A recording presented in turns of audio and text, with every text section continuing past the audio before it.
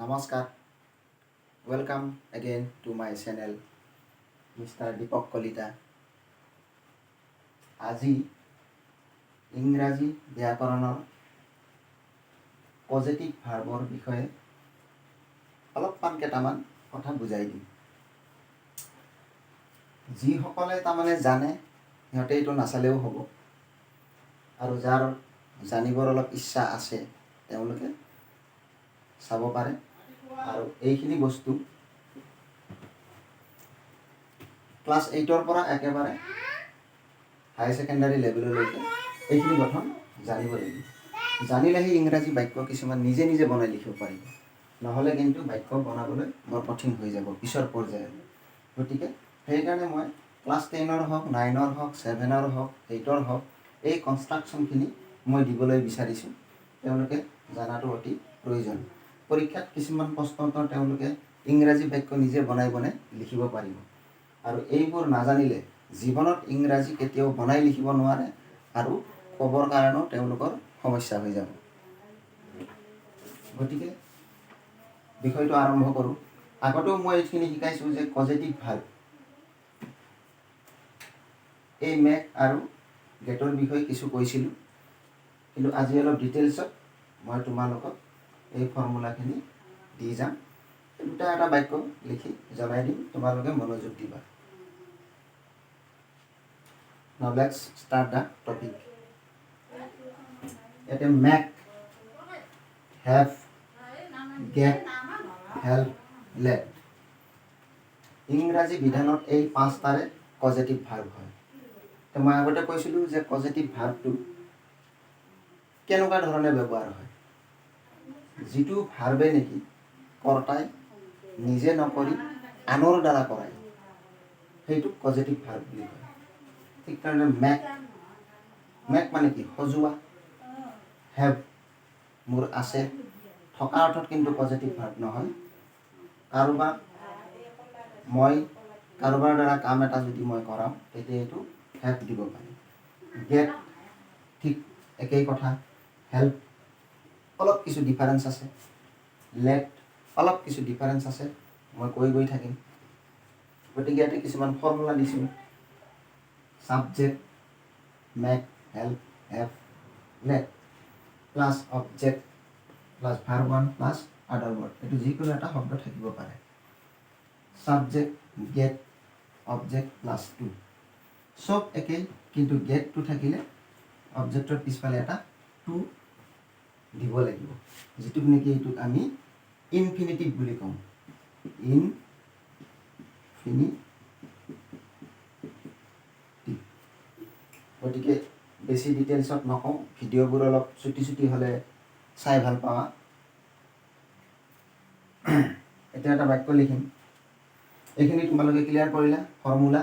মই এতিয়া ফৰ্মুলা লিখি মই এটা বাক্য লিখি গৈ থাকিম।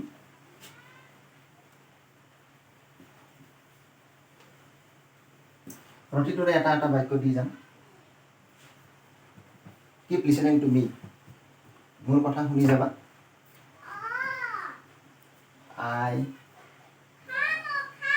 আৰু এটা কথা কৈ যাম, এইখিনি বস্তু make, have, get, help, let মই প্ৰেজেণ্ট টেন্সৰ মৌলিক ভাৰ্বকেইটাই দিছোঁ, বেষ্ট ফৰ্মখিনি দিছোঁ।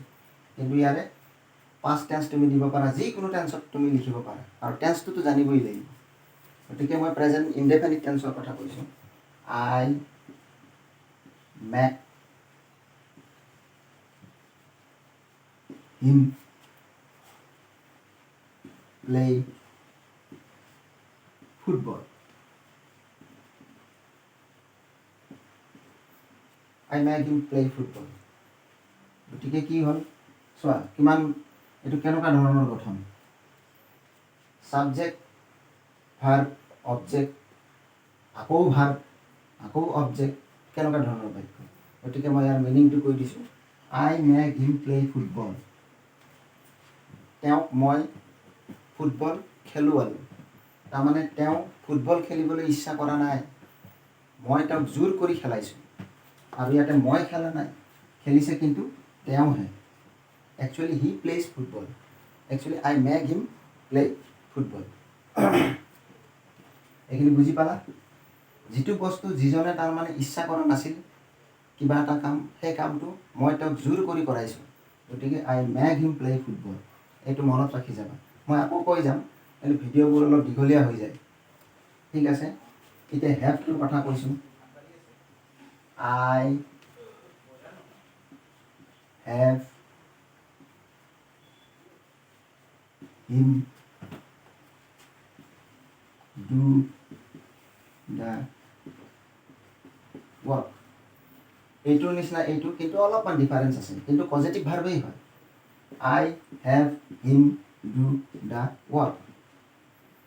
মই তেওঁৰ দ্বাৰা মই কামটো কৰোৱাওঁ। মই তেওঁৰ দ্বাৰা কামটো কৰাওঁ। আৰু ইয়াত যদি হেড দিয়া হয়, মই তেওঁৰ দ্বাৰা কামটো কৰাইছিলোঁ।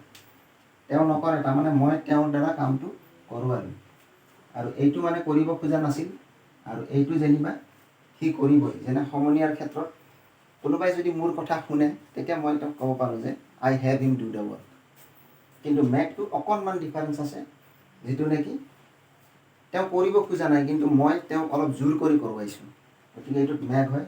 আৰু হেভটো মানে তেওঁ মোতকৈ সৰু বা মোৰ কথা শুনে, তেতিয়া তেওঁ এই হেভটো ব্যৱহাৰ কৰিব পৰা যায়। গতিকে ইয়াত ডিফাৰেঞ্চ আছে, কিন্তু অৰ্থ কিন্তু একেই।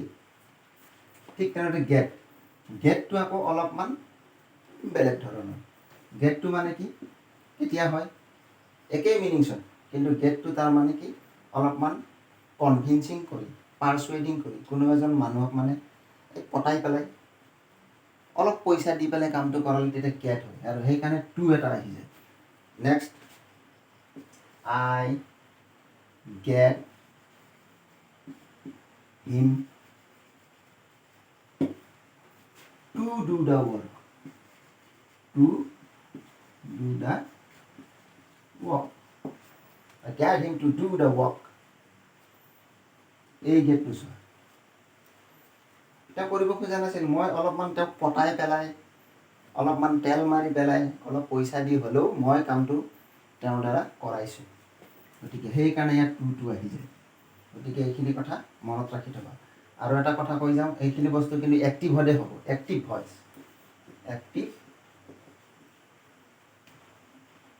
Active voice. আৰু ভইচৰ বিষয়ে মই লাষ্টত এনেও শিকাম তোমালোকক। গতিকে এক্টিভ ভইচ তাৰমানে পজিটিভ এক্টিভ ভইচ।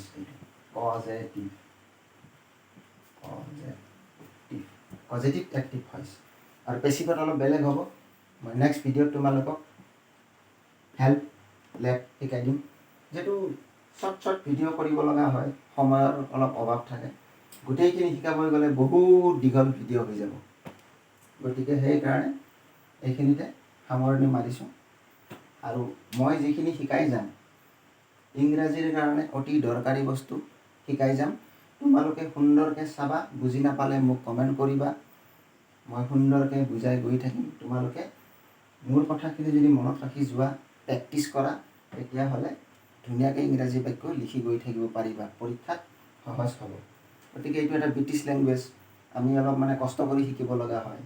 গতিকে ব্ৰিটিছ লেংগুৱেজ, আমি যিহেতু অসমীয়াই ভালকৈ নাজানো, গতিকে ইংৰাজীখিনিটো শিকিবলৈ আমি অলপ ঘৰতেই কষ্ট কৰিব লাগিব। কষ্ট কৰিলে নিশ্চয় পাৰিবা।